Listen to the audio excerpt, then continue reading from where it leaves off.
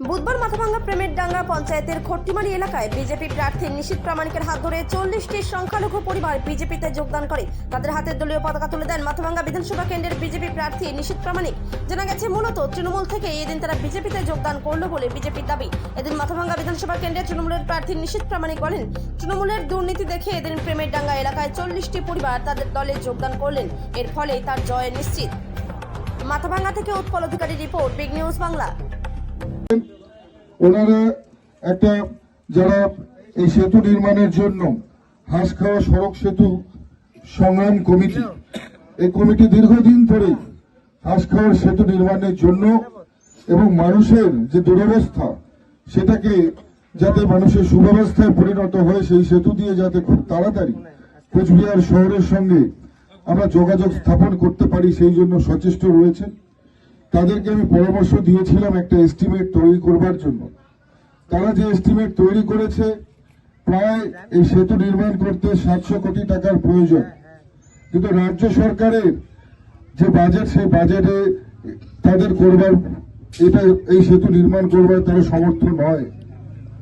আপনাদেরকে কথা দিয়ে যাচ্ছি, আমরা এই নির্বাচনে জয়ী হয়ে সরকার প্রতিষ্ঠা করার আমরা 6 মাসের মধ্যে এই সেতুর যে সেতু নির্মাণের কাজ আমরা শুরু করব।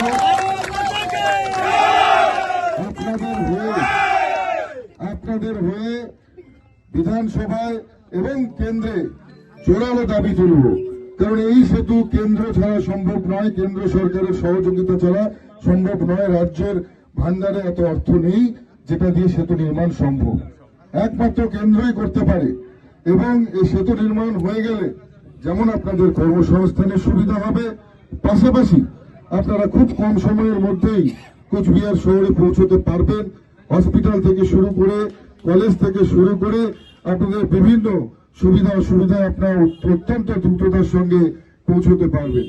একই সঙ্গে সঙ্গে ল্যান্ড ভ্যালুয়েশন এখানকার বেড়ে উঠবে, জমির দাম বাড়বে, সব মিলিয়ে একটা উন্নয়নের হাওয়া কিন্তু তৈরি হবে, উন্নয়নের স্থিতি তৈরি হবে।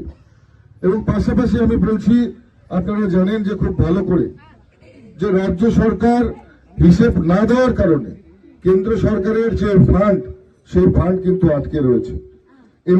এমজি এনার্জিএস এর ফান্ড বলুন বা যে সব, যদি একটু আমাদের এটা কোনো জনসভা বা বড় কোনো সভা নয়, আজকে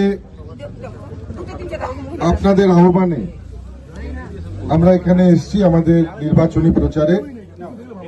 কিন্তু নির্বাচনী প্রচারে এসে আপনারা যেভাবে আমাদের উপর বিশ্বাস রেখে কাতারে কাতারে এখানকার আমার যুব ভাইয়েরা যোগদান করেছেন, মায়েরা যোগদান করেছেন, এবং বিশেষ করে রাষ্ট্রবাদী সংখ্যালঘু মুসলিম ভাইয়েরা, শিক্ষিত যুবকেরা যারা বারবার